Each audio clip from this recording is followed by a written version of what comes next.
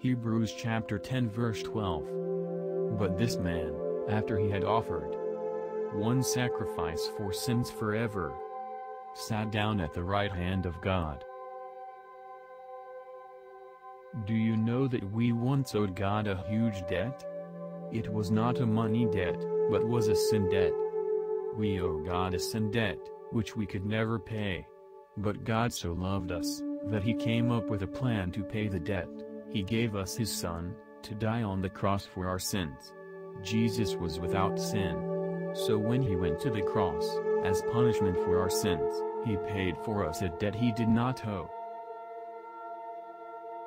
The reality is that our sin debt has been more than paid in full. In fact, Jesus overpaid it. Jesus' sacrifice was an overpayment, because he was not just a good man, revered for his saintly qualities and good character, who died for us. He is the Son of the living God, the Creator of the universe, the perfect man, who died for us.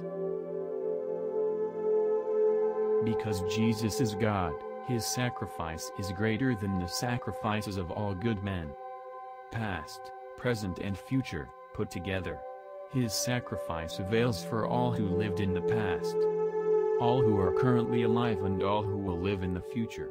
And his one sacrifice, forever took away all our sins.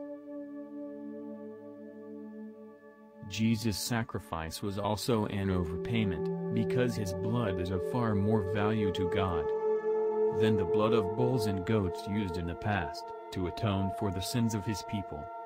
His blood is the blood of God himself, not of animals. Because his blood is eternal. His blood cleanses us forever, so we have eternal forgiveness. The next time we are mindful of a bad deed, remember that Jesus, our sacrifice for sins, not only paid 100% for our sin, but his sacrifice was also an overpayment. We can therefore truly and totally rest in the presence of God, knowing that he is fully satisfied, and completely at rest concerning us. He is not going to find some sin we had committed, that Jesus' blood failed to cover.